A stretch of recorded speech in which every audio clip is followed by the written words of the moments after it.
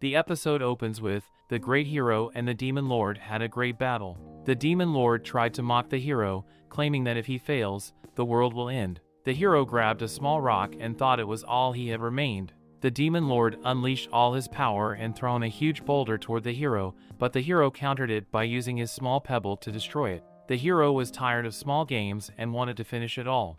The demon lord accepted, and they pointed their sword toward each other using their most powerful abilities. The two engaged in the last confrontation. After several clashes, both were exhausted to the point that the hero's hair turned white. Moved by their desires, the two slowly walked forward and stabbed each other. They collapsed, yet the hero was relieved that everything was over. Fast forwarding to the future, we see a young boy happy to join school. He notices the students greeting each other and asks if that's what friends do. He feels relieved because that's what normal people are supposed to do. But young boy is none other than Blade, the hero who defeated the Demon King. He jumps in happiness, mentioning that he will make friends and live as a normal person from now on. Blade happily walked in the hallway telling himself that it was time to make some friends. He greets every random person he walks by and notices some students talking about how he seems a transferred student. He notices it and introduces himself and finds out they're called Cassim, Clay, Jessica, and Claire. He reveals that he's there to make friends in the 4 except. Blade is happy that he now has 4 friends, but now he aims to have 100 friends. Claire tells him that he needs to befriend all students. Suddenly, the girl interrupts their conversation to ask why Blade is creating a commotion. She says that they are all students at the Rosewood Academy, an academy that creates heroes, so they should follow rules and order. The group reveals that she's Arnis Flaming, the strongest student in school, and is called the Empress. Yet Blade simply introduces himself with a big smile, but earnest and care. She asks who the hell he is. Claire tries to explain that Blade just transferred in,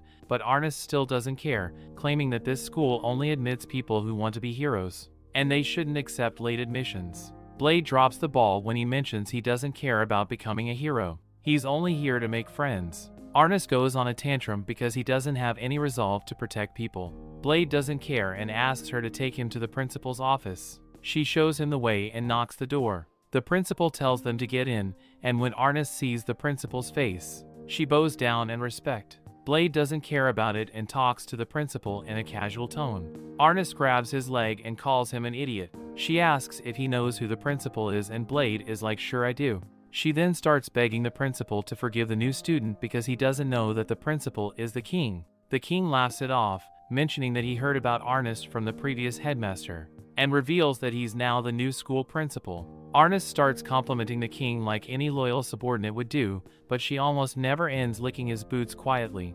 The king tells her that's enough and that she should leave because he needs to speak to Blade in private. She gets out and gets mad because Blade treats the king just like a casual friend.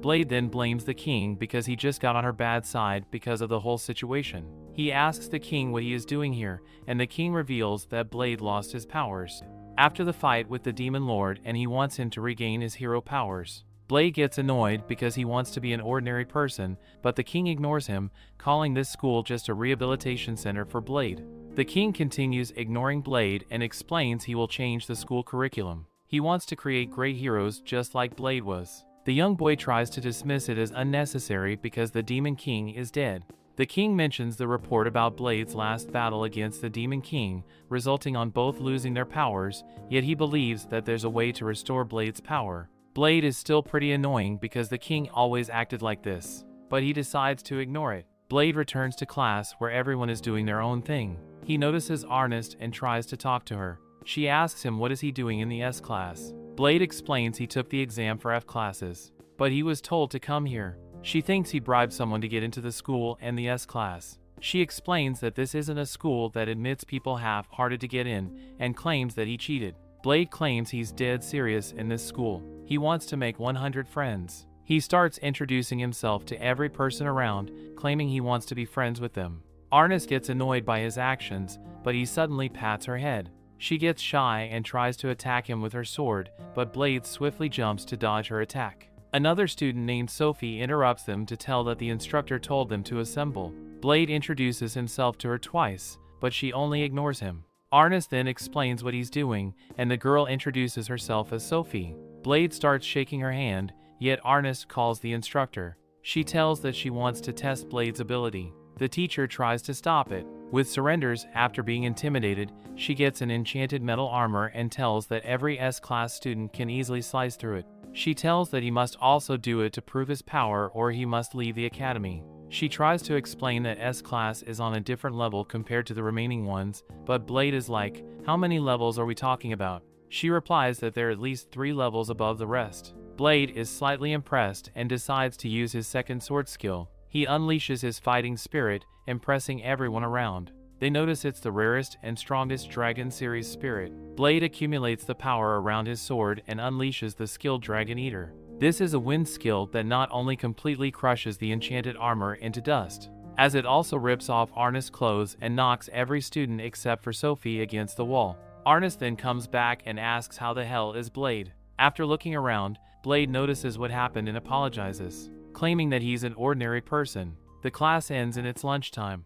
Arnest is eating alone in her spot. Blade decides to join her and calls his friends to join them, but they all refuse to. Arnest explains that table is reserved for her, but he confuses the situation. He asks if she's being bullied, but she calls him an idiot and reveals that everyone is afraid of her. He wants to know why, but she ignores him.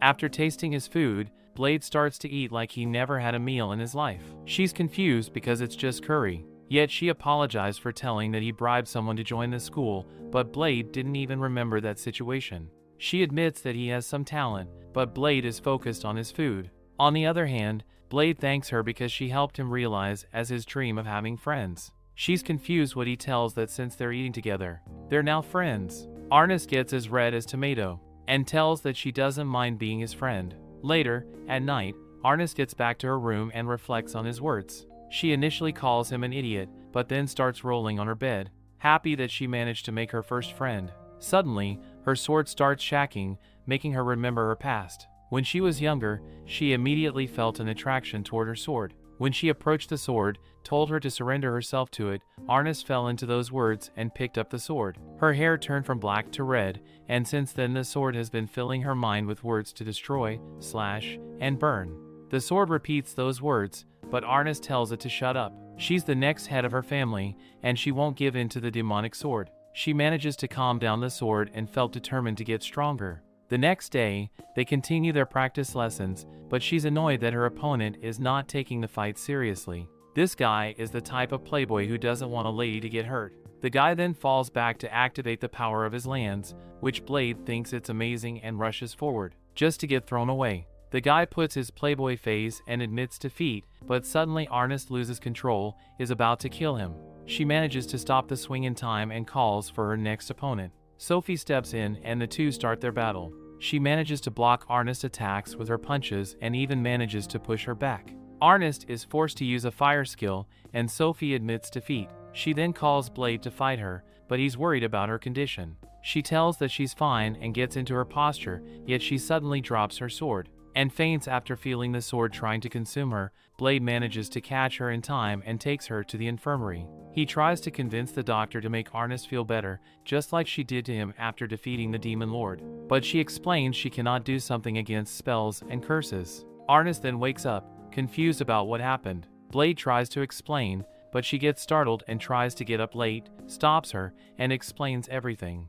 Arnest wants to leave, but the doctor tells her to rest. Blade promises that he will take care of Arnest and helps her get back. She says that she can walk by herself, but Blade tells her that she can lean on him because they're friends. But she simply tells him to keep what happened a secret and walks away. Blade then decides to infiltrate in the data system of the academy to get information about her. He finds out that Arnest has the demon sword name Asmodeus. He decides to call her out to talk in private. She misunderstands his intentions, thinking it's something romantic, but he says that he knows the secret about her sword. Outside, he explains that her sword gives her more power. But since the sword has free will, the sword doesn't accept her as its master. He asks how it did happen, and she explains that she found the sword when she was 6 and the sword tried to take over her body. Since then, she's still trying to battle against the sword urges. Blade then tells the only way to stop it is for the sword to acknowledge her as its owner, but she's afraid to try it because if she fails, the demon will take her body and kills thousands of innocent people.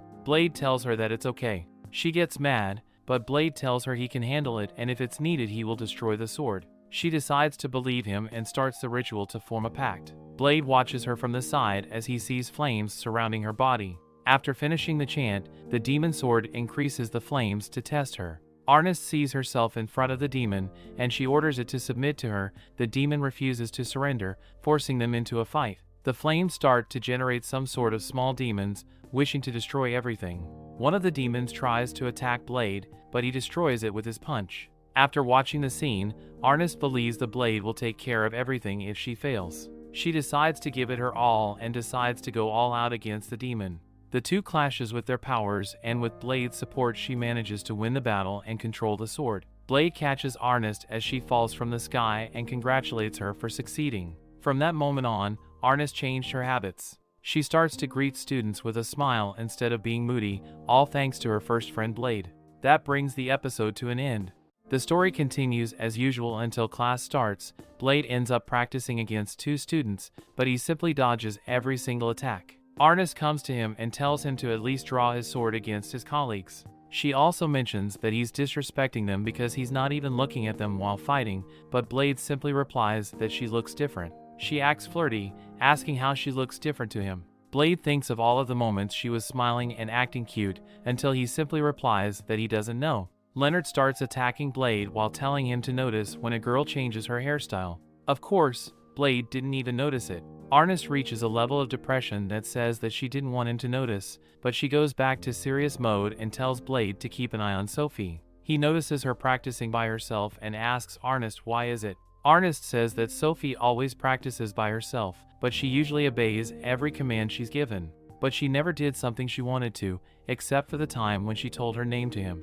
Arnis tells him to deal with Sophie while ordering Leonard to work harder. Blade goes to Sophie, introduces himself, and says that Arnis asked him to watch over her training. Sophie asks if that's a command. Blade ends up confused because that wasn't an order, but she asked him to do it. Still, he simply smiles and tells that he wants to help her. Sophie looks at her fists and says that's all she can use. Blade curiously asks why she doesn't use weapons. She simply replies that she was only taught to use her body to fight. Blade promises to teach her other ways to fight. She asks if it's a command. Blade simply replies he's trying to help a friend, and if she doesn't want to, she doesn't need to learn. She's curious about it and decides to give it a try. Blade prepares to practice with her, but the bell rings, signaling their practical training is over. Blade is flustered because they were about to start. Arnis replies that's because he was flirting. Sophie then looks at Blade and gives him a smile. In the next practical training class, Blade teaches Sophie how to use a sword, but she cannot still cut through the armor. Blade tells her to channel her fighting spirit into the sword, just like she does with her fists. He tells her that a sword is just an extension of her body while demonstrating. She easily understands and manages to cut through the armor. Blade tells that if she keeps going, she will be able to use the sword. He decides to call it for a day, but Sophie asks if she will beat Arnis. Blade replies that getting to Arnis' level won't be easy. Suddenly, Sophie throws the sword back at Blade. He grabs it, but Sophie grabs him and throws him to the floor in the next second. She sits on top of him to restrain him and says this way is stronger. Blade agrees and says that he can't move. She replies, while getting her face closer, that she wouldn't be in a good mount position if the enemy could move freely. Blade agrees, and she tells him that she wants to learn something else from him tomorrow. Blade promises he will do it, but first he must visit the school principal. If you don't remember the king asks how school life is going, to which Blade replies that he made some friends. The king feels relieved because Blade became the hero when he was still 3 years old. Don't ask me how. At this point the king even considers Blade his best friend, but Blade wants to be friends with people around his age. The king is curious and asks who Blade's friends are. Blade mentions he's been lately closer to Sophie. The king isn't surprised. He already expected that Blade would be interested in her. The two comment on how strong she is, but the king states that she's still incomplete. Blade is confused, but the king explains their goal for her completed form was to surpass Blade. Blade gets mad and asks what this is about. The king mocks him for befriending her without knowing she was part of the artificial Great Hero project. Blade is once again confused. The king explains that if Blade the Great Hero can exist, then there's also the possibility to create an artificial Great Hero just like him. He basically explains there's a certain group who used ancient forbidden knowledge to create an artificial hero. They took a test subject with the best aptitude and trying to artificially manifest the Great Hero's powers. To make it worse, they created several clones of her for that experiment, and they used them to make new experiments and adjustments. Blade is confused about the clones because he thought they were thinking about Sophie. The king reveals Sophie's real name is Sophicia Femto. Femto signifies 12, which means she's the 12th clone of Sophicia. Blade's eyes are shaking as he cannot believe the truth. The king continues by saying that the original Sophicia show was treated as an object to be experimented on. Blade angrily gets up, but the king explains that he wasn't involved. Plus, he took that organization down. Blade calms down, but the king explains the moment he met Sophie, he took her in and told her that she was free, but she also asked if that was a command, something that hasn't changed since then. Blade rushes back and blames himself because Sophie was robbed of a normal life because they wanted to create a great hero. But now he's decided to make sure she gets her normal life back. The problem is that he doesn't know what's a normal life too. He goes to the infirmary to talk with his medic friend, who's more interested in seeing his body. He asks her what normal means and what's normal for a kid of his age. She's happy that he's curious and she's willing to teach him everything related to the vigor of youth. I'm glad misunderstood her words, because I wouldn't. He goes to Leonard and asks what youth does mean and what it involves. Leonard is also dumb and replies that it means love. Blade dashes away and asks his colleagues what is love and what they do when they're in love. One of them replies that love is about going on dates together. As you guess, it's time for the next victim. He goes to Arnest's room and asks about dates. She misunderstands the whole situation, but due to Blade's insistence, she replies that it's couples spending time alone. They talk, walk around and go shopping, but despite being happily shy about it, she says it's too early for them to go on a date. Blade storms off, telling he will be going on a date. Of course, Arnest wants to know who's the girl stealing her spot. While looking for Sophie, Blade enters the girl's bathroom and asks Sophie on a date. She replies if that's an order. It isn't, but he tells that's important. She smiles and agrees. Of course, girls including Arnest decided to spy on the two while mentioning what happened. The girls are still calling Arnest the Empress, and she tells them to simply call her Arnest. The girls refuse. But Arnest explains their comrades united with one single goal: to keep an eye on Blade and prevent him from doing funny business. I wonder what she means by that. Sophie arrives at the meeting spot on time and tells Blade she doesn't have an idea of what a date is. Blade replies with "Don't worry, I've planned everything." Of course, his agenda sounds more like a mission briefing. The girls think this is too detailed and that it really sounds like a date. He holds onto his arm and they start walking. Arnest and the girls don't like that interaction and end up losing them. Turns out Blade planned to walk around the city, eat some ice cream, visit some spots, run around and even feed the fish. They then go to an arcade to play the punching game. Arnest and the girls are pretty jealous and want to stop them. Why, you ask? Because they destroy the bloody machine. Blade becomes a bit more romantic and the two have to drink from the same fruit at the same time with their straws, but since it's hard to sip, Sophie asks him to get closer to her.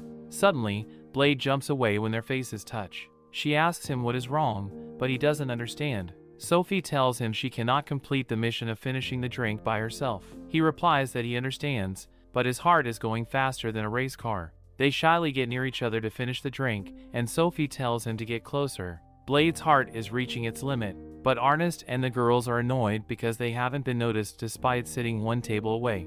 Arnest's mind is also racing, annoyed by seeing them close. After moving forward with their date, Blade finally starts to feel like someone is following them. They still ignore it and try to move forward with their activities, but Blade notices they're a bit late. Sophie says that it's okay and they will take a shortcut. And by that I mean climbing a building and then jumping among the city buildings, and in the dates, sitting by a fountain where Sophie reveals she had fun today. She then asks why he decided to call her on a date. He wants to tell the truth, but he can't, so he replies that it's because she's his friend. Sophie asks if they're really friends because friends don't keep secrets from each other. Blade thinks he was caught, but she then says that she hasn't told him something. She decides to reveal to him that she isn't a normal human. She explains the whole incomplete test subject story and shows the power she got from it. She says the real hero can change the laws of physics, but she cannot control the power. She falls down and says that she wanted to increase her body weight by 1,000 times. But since she cannot control her power,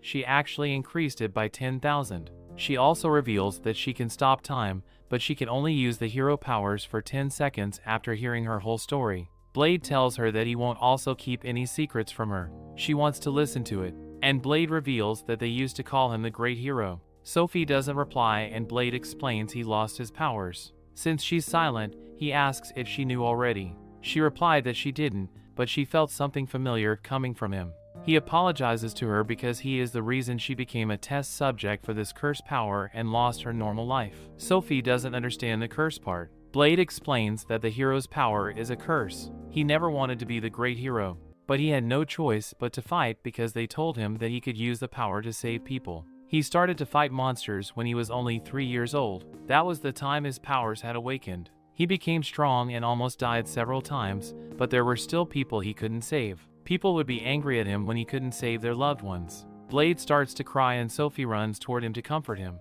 She says that even if didn't he want to be it, he was still the great hero. She reveals that after being rescued by the king, she went out on a journey to find out who she was. She mentions all the cities he saved and all the people he also saved. He holds her tight while she tells him to be proud. He says that's impossible, but Sophie replies that she is proud that she took part in the artificial great hero experiment because she wants to become someone like him.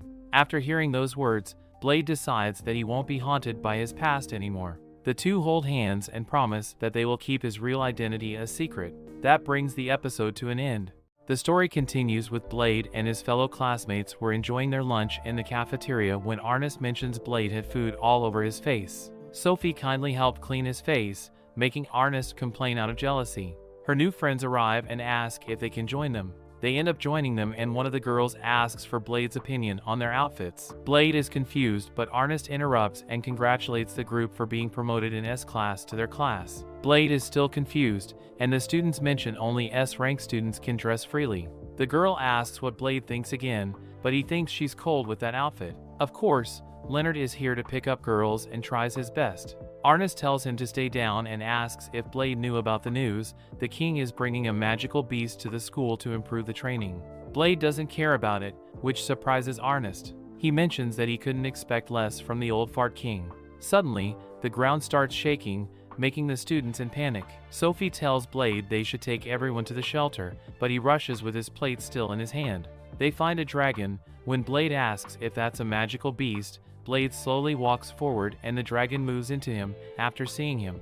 Ernest prepared to fight, but Sophie stopped her. Blade then suddenly jumps into the air and knocks the dragon down with a punch while telling it to sit. Ernest cannot understand what's going on. How did Leaf deal with the dragon with only one punch? He replies that this dragon is still young, and he must have been scared while being dragged here. He asks if the dragon is hungry and throws his plate inside its mouth, but it's too spicy for the dragon and Blade laughs. The students were amazed at Blade's ability to pacify the dragon with a single blow. Blade tried to downplay it, mentioning this is normal and everyone could do it. Nobody believed him. He says that it's not a great dragon or an ancient one. It's just a baby dragon.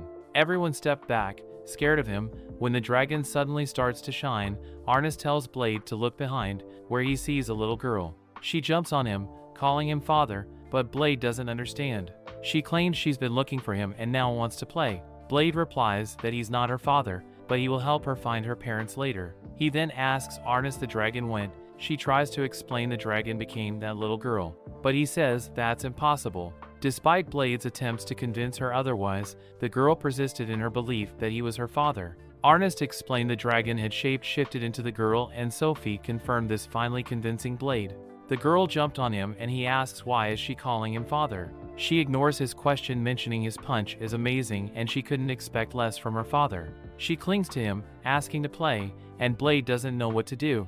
They then decided to let Blade care for her to prevent her from going on a rampage. While bathing the little girl, whom he named Ku, asked why he gave her that name. Blade explained that he chose after a strong knight who always kept promises. This pleased Ku, because dragons also keep a promise, even if it costs their life. Ernest interrupted the bath and got shy. After seeing his chest, he asks if she did learn anything about the girl. She mentions that magical beasts like dragons are creatures who seek strength. Once they're defeated, their flesh decays, but they leave a fragment of their soul with their knowledge. That fragment then can be incarnated as another entity and copies the shape of the being that defeated them. In short, Blade concludes a dragon can take a human form if defeated by a human.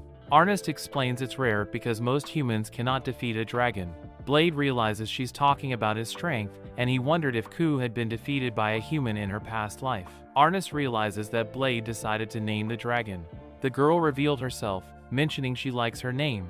Ernest sees Blade was taking a shower with Ku and kicks his face while calling him a pervert. The following day, Ernest was still annoyed, especially because Ku was sitting on Blade's lap. Ku asked him to feed her and Blade did it. Ku mentions she's capable of feeding herself, but being fed by Blade makes it taste better. Claire thinks Ku is cute and tries to feed her, but Ku becomes aggressive, mentioning she won't be friends with weak humans. Blade tells Ku that she's scared Claire, but Ku replies that he should only pay attention to her, his daughter. She mentions that he must give her a good morning kiss, and she must sit on his lap for him to feed her during mealtime, to which he agrees. Every girl is shocked and asks if Blade kisses her in the morning. He mentions he never did it. Ku then mentions Blade spends his time staring at mature female bodies, which she thinks it's unacceptable. The girls take this seriously and confront him, and the boys backstop him. They claim he is guilty and punish him by leaving him alone during training.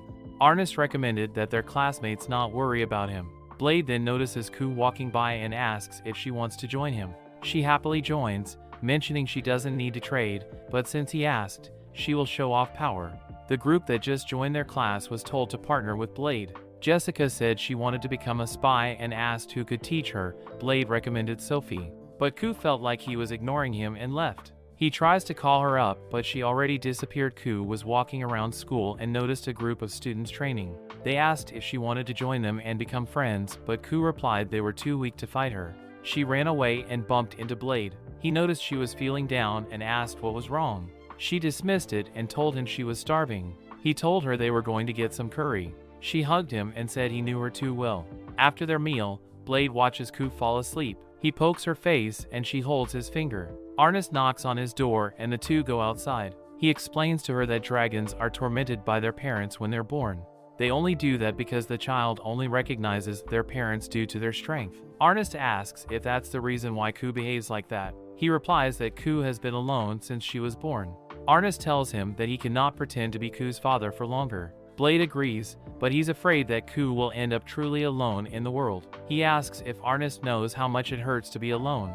She then realizes what he's trying to say and now knows that Blade is serious when he decided to take care of Ku. She then asks if Sophie is reassured, revealing that she was listening to everything.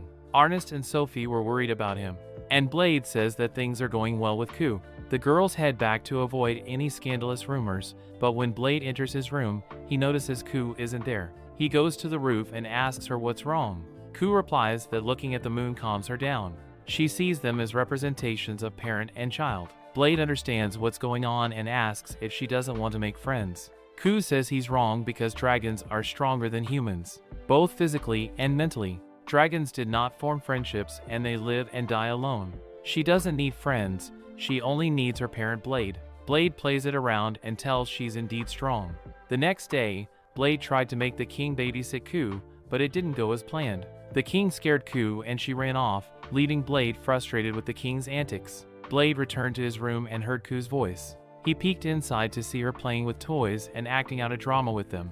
He noticed that each toy imitated a personality from one of his friends. Ku's play portrayed Blade seeking friendship from everyone for her sake. She then starts mentioning names of students that Blade never talked to. He realizes those are the other students they passed by while walking around. The toy named Blade then mentions that his daughter managed to make 108 friends. Blade realizes that Ku wishes to have friends, but claims she doesn't. He walks away disappointed that he never noticed it. Ernest approached him, offering to help search for Ku, but she was stunned when Blade started banging his head against the wall repeatedly. She stopped him. She asked him what was wrong. Blade explained that it was challenging for Ku to make friends. Because dragons didn't see weaker beings as equals to be Ku's friend, they would have to defeat her in a fight. He felt powerless to help Ku find the friendship she desired. Ernest urged Blade to rely on her and others instead of trying to handle everything on his own.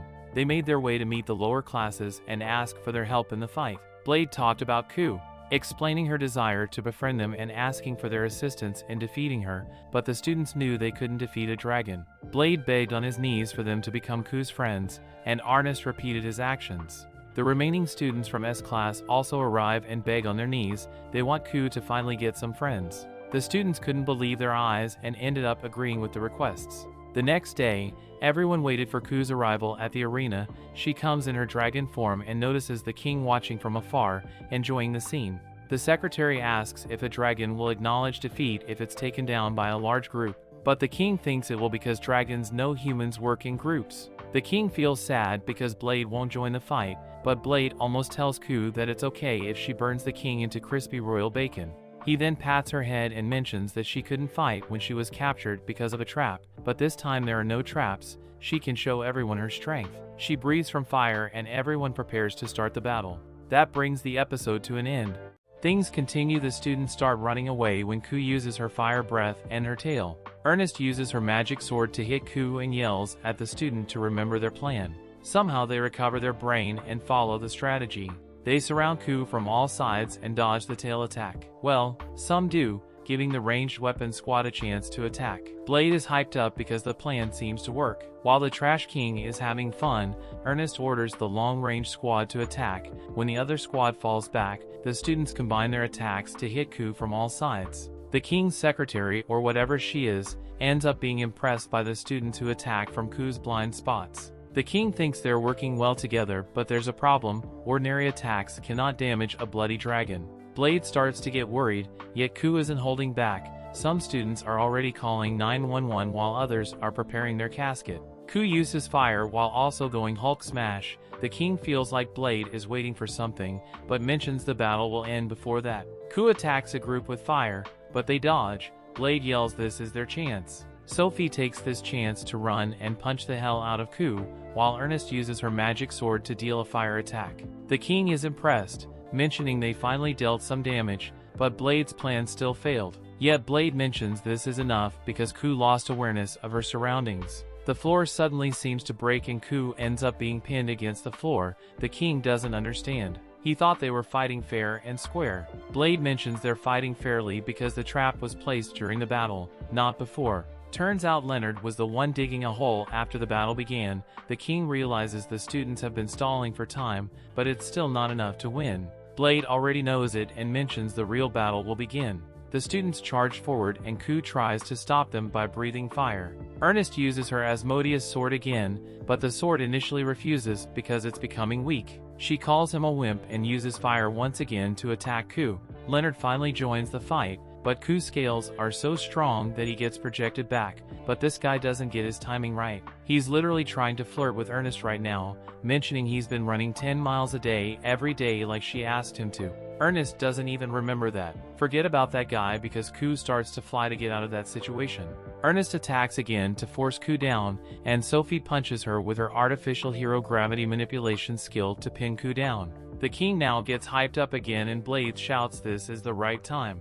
Everyone is tired as hell, and Ernest complains that he's making them work hard. She calls forth for more power from her sword. She's shaking because he cannot take it anymore, but Ernest doesn't care. The sword starts channeling all its power. The king is impressed because he didn't know there was a capable student in their school, but Blade explains it's not only Ernest's powers. He mentions that most people are weak as ants, but with every student they can share their power with Ernest to give her a bigger power. All the students mention they want to become friends with Ku and ask Ernest to give her a beating. After channeling all her power, Ernest attacks Ku, creating a huge explosion.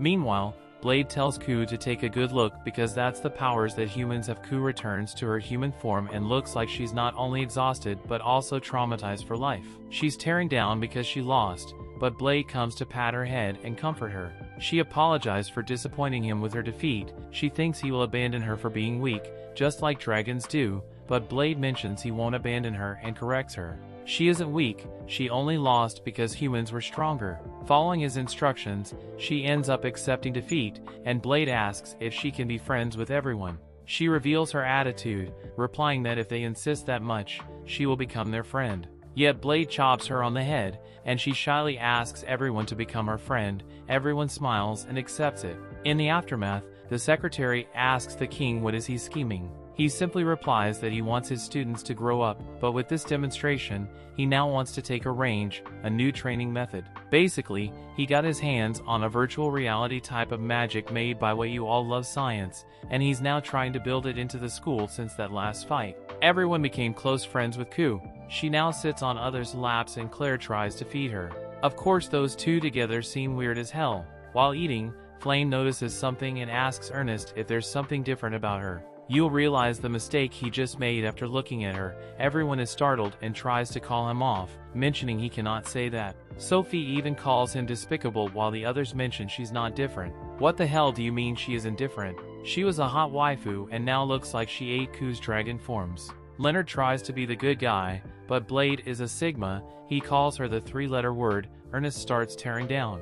Well, I guess it wasn't the three-letter word. He probably called her a whale. She cannot take it anymore and runs while crying.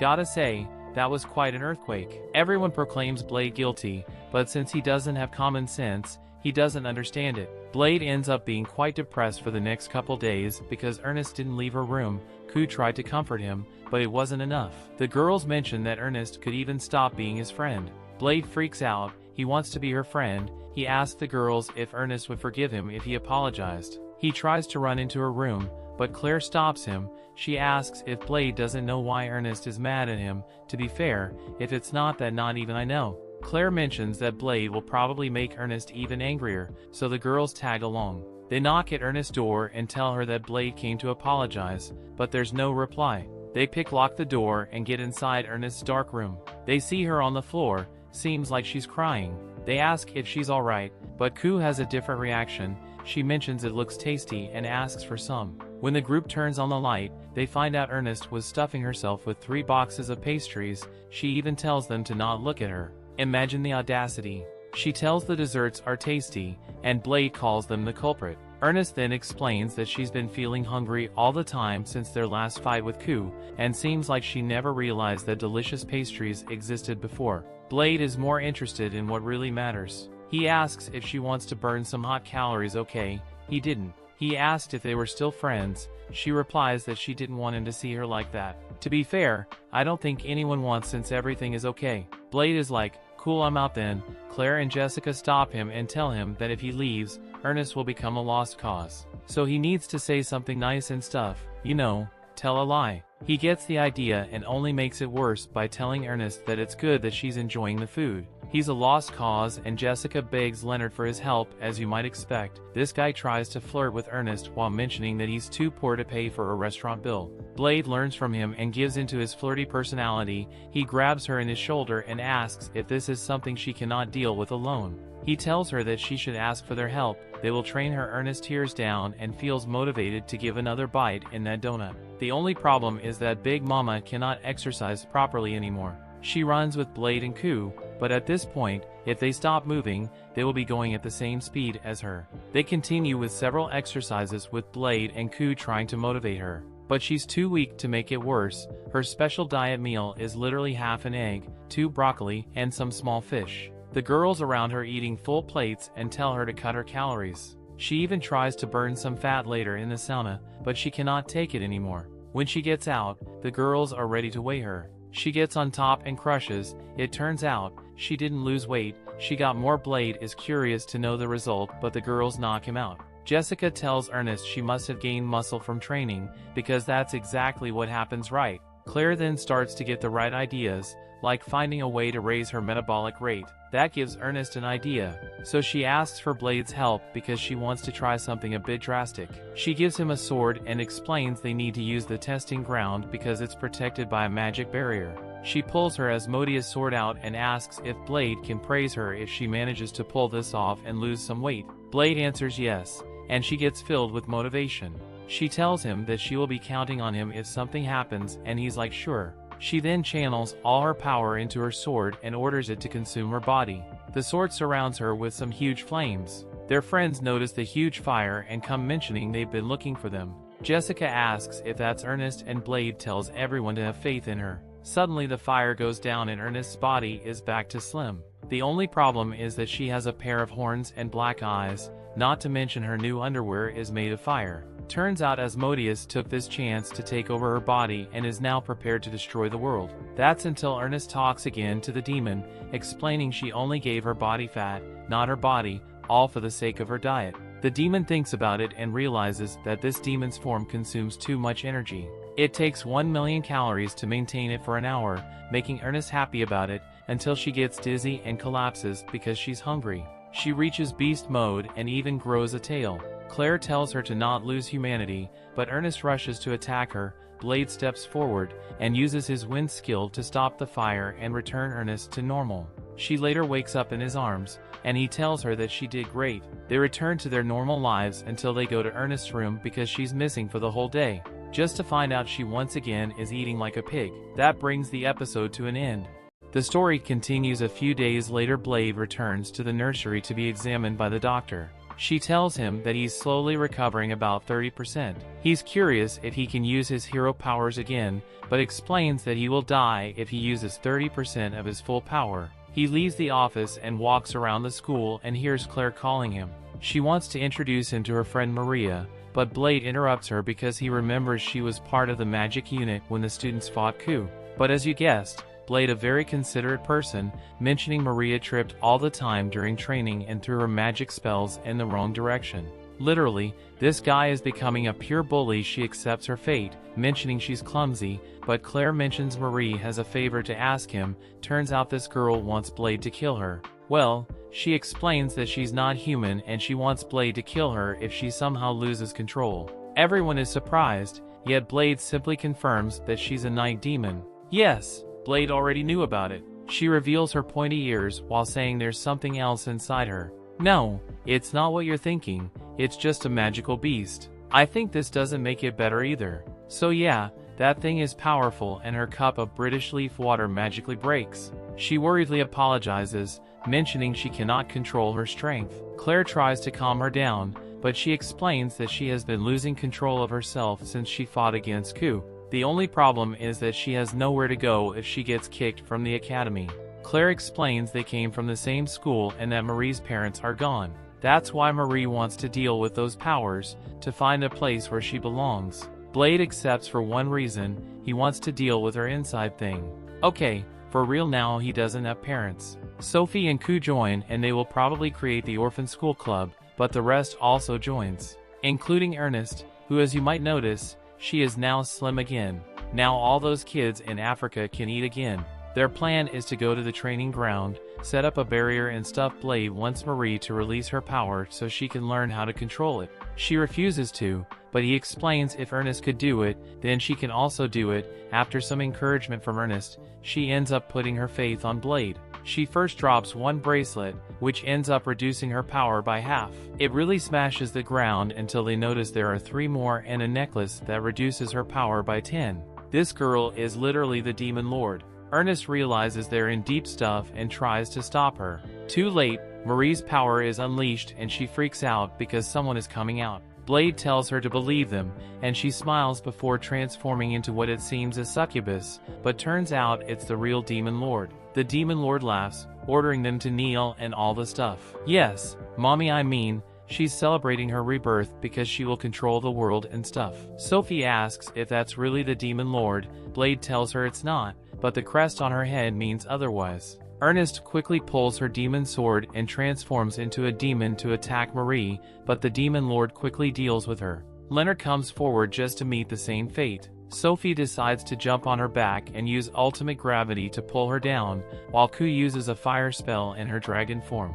Sophie collapses after exhausting all her magic power to restrain her, and Ku launches her attack, but the Demon Lord stops it with her hand, turns into a crystal, and throws it back. After seeing all his comrades collapsed, Blade grabs his sword and rushes to hit her. The Demon Lord is confused because he never unsheathed his sword and asks if he's trying to take her out alive. She thinks he's a funny guy and tells him to fight her seriously, or she will kill him. She uses a wind spell to project him against the barrier and says that she will kill him if he doesn't take it seriously. Blade knows he's still recovering, but he cannot give up yet. He finally decides to take it seriously, but she manages to stop his attacks with her bare hands. He steps back and she uses a fire spell, asking him to not die right away. He uses his sword to block the attack, but his blade ends up destroyed. Ernest gets up, showing how hot she can be. I mean, she tells him to use her demonic sword to fight the Demon Lord. Asmodeus tells him that he doesn't want to do it, but since Ernest ordered him, he doesn't have many options. The Demon Lord thinks she will now have an amusing fight, but Blade couldn't care less. His goal is to finish it with his next blow. She mocks him for his words and tells him to show her what he can do.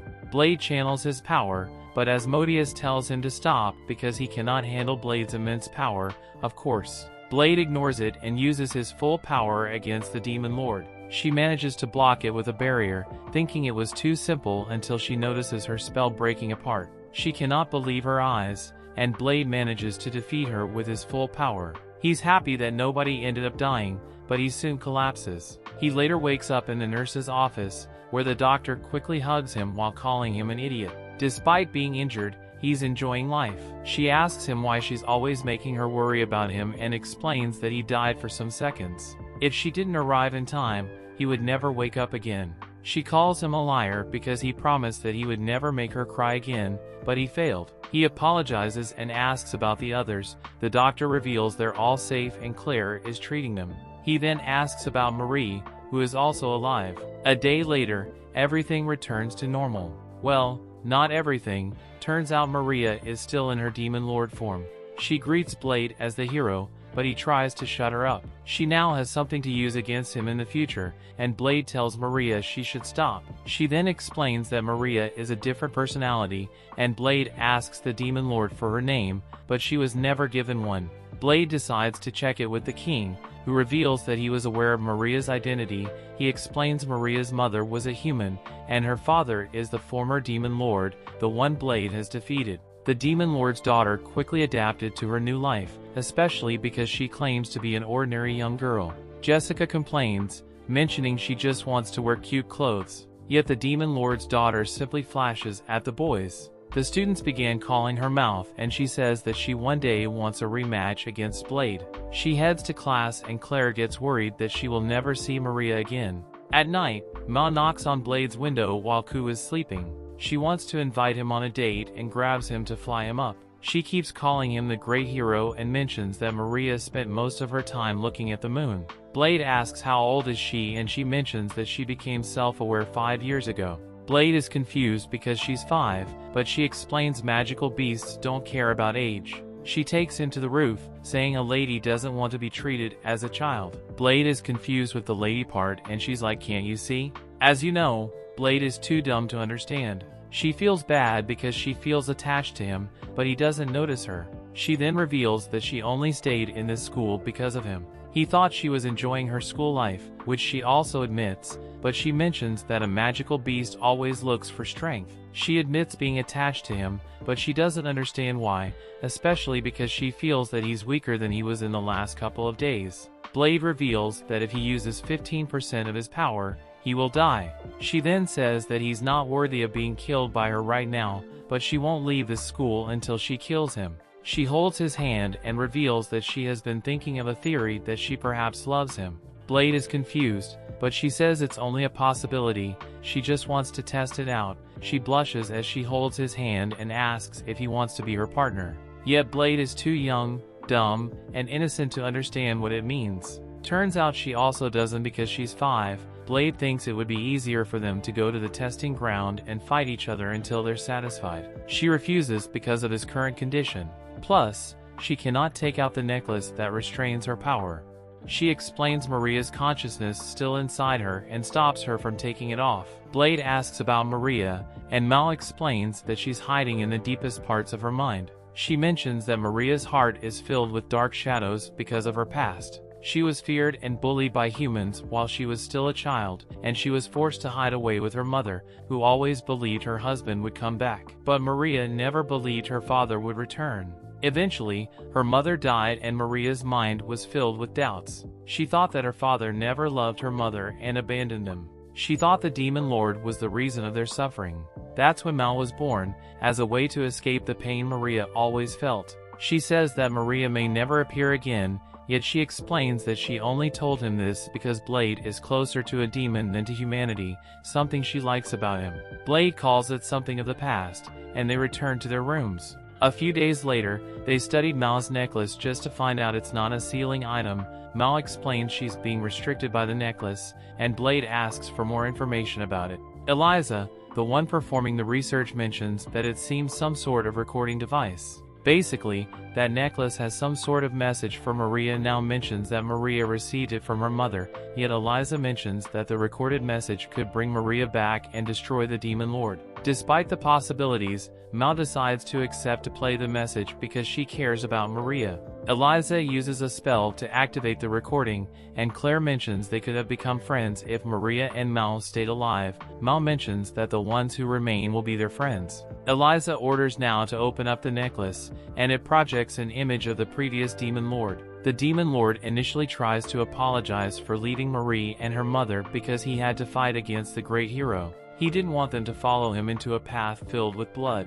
He left Maria's mother when he noticed that she was pregnant. He had already decided the name for the child and ordered Marie's mother to tell the kid that he was dead. Mal finds Marie deep in her find and asks how long she will be hiding. Marie takes Mal's hand and they listen to their father's message, revealing that he will love both Marie and her mother forever. Mal starts to cry, revealing she cannot control her body because Marie is also crying in her mind. She mentions that she and Marie are fighting to see who gets to survive and that Marie is about to destroy her. Mal tells the group to call Marie's name and the group follows the instructions. Mal loses consciousness and gets on her knees and Marie regains control of the body. She ends up asking Blade to duel her and she turns into Mal. Turns out they managed to find a way to coexist because Marie wished to, but their fight turns out to be strange. Seems like Blade is more interested in flirting with Mal instead of fighting, despite her being 5. That brings the episode to an end. Story continues at the school seemed to be all dark and empty.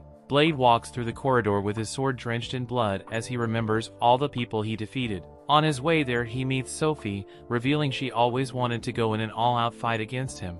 She wonders if she can beat him if she doesn't hold her power back. She activates her power to stop time and lands 3 hits on Blade. But after backing up, she notices that Blade doesn't even move. She wonders why she didn't defeat him. Blade explains that she can attack him several times, but if her hits deal no damage to him. He then pushes her against the wall and reveals he used the technique to momentarily increase his body toughness, and since she stopped time, the technique was active the whole time. Blade then pierces his sword through her stomach and wonders why he's still doing this despite being an ordinary person now. He raises up and shouts to the king to stop what's going on because he believes this is all a spell or a trick. The king shows up in a hologram and reveals this isn't a trick, this is virtual reality. I got you there, didn't I? The king is all happy because of this new technology and tells Blade to use his real power because nobody will be hurt. The Demon Lord and Ku are having the time of their life fighting each other. The king also mentions this is the best way of practical training ever created. So his goal is to improve the students' skills by using this technology because they can fight until their virtual reality death. Blade calls this a sick joke and asks if there isn't a way to make it easier to distinguish between what's virtual and what's real. He thinks this is too realistic, and thinks there are some people who will return to the real world thinking they're still inside virtual reality, and those people can slaughter their own friends thinking it's fake. The king realizes that would be a problem and pushes a lever. The lever changes the background to something like Alice in Wonderland. The king then tells them to continue their fights to the death in this new setting. This is a literal battle royale where the last person standing gets the right to use the virtual reality however they want. Yes, you can finally score a date without many options. Blade decides to end this as fast as possible. Leonard is running happy that he gets to face Ernest just to be sliced in half. This girl became a literal psycho inside the virtual world and starts stabbing Leonard several times. After Leo disappears, she starts moving, wondering where Blade is, talking about our boy. He's just walking around watching how Yasuka and Claire fight against 2 guys. The guys are all happy because the 2 never defeated them while they were still in the lower class, so this is pretty much an easy job. The girls refuse to give up, and Yasuka asks why the guy refuses to lose to them. The boys become embarrassed, you know what's in their heads, and Yasuka takes the opportunity to attack and defeat one of the boys. Claire also strikes the other one, and they finally scored their first win against them. But there's a problem. Ernest is there dragging her sword. Happy that Blade is in the area, she reveals that killing people is fun. Seriously, first she cannot contain her weight, and now she cannot contain her psycho vibes. She calls herself stupid for holding herself back all this time. Blade then recalls that he made her a promise that he would cut her down if she ever went berserk. Just the swing of his sword destroys everything around him. Ernest rushes against him, but Blade randomly swings his sword to create a wind current that stops her. Seconds later, Blade wakes up in the real world with all students staring at him. The king laughs, mentioning that Blade was the last man standing, as expected. Yasuka and Claire don't even know what the hell he just did at the end, but they at least didn't feel any pain. Ernest is crying like a little girl because she can't believe that she went full psycho mode inside. Blade even mocks her, mentioning how she was laughing like a villain. She yells at him to shut up because he's overpowered, despite his claims of being ordinary. The king continues to laugh, thinking that his brilliant idea is giving them the joy of youth, but Ernest complains about the trouble they have faced because of this. The king continues to laugh, as expected, unreliable as hell. Blade approaches the king and starts messing around with the virtual reality system.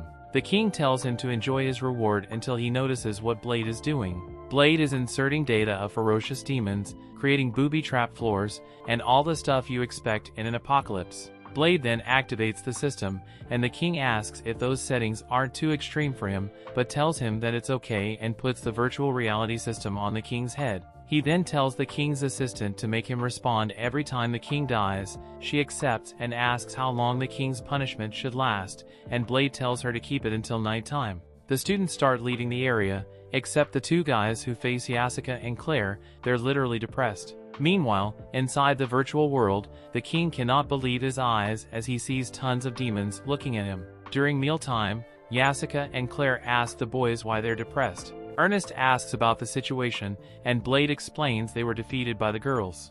Ernest asks him why the girls won. Blade explains that Claire got better and Yasuka went all out. The boys lost because they thought they were stronger and neglected their training. Some days later, Blade checks a pamphlet revealing the king decided to build a hot spring. He and his friends decide to check the place and meet Dion. They're curious because they don't know what it is, but Dion replies they will know once they get inside. Turns out it's a mixed hot spring where they must wear their swimming clothes. Blade actually enjoys it despite Ku swimming around. Dion reveals 3 hero-level warriors were summoned to build this blade and notices Maria and asks if she isn't the demon lord today. She replies that she cannot let the demon lord out because she would remove the swimsuit, but Blade's 5-year-old mind doesn't get why that's a problem. He then notices that Ernest is missing and asks about it. Turns out she's all shy because it's a mixed bath. The only problem here is the king who decided to go commando. They put some sense of decency on him, but he forbids people from using towels while on the hot spring, targeting Ernest. Turns out the king is still a teenager inside who wants to see the girls.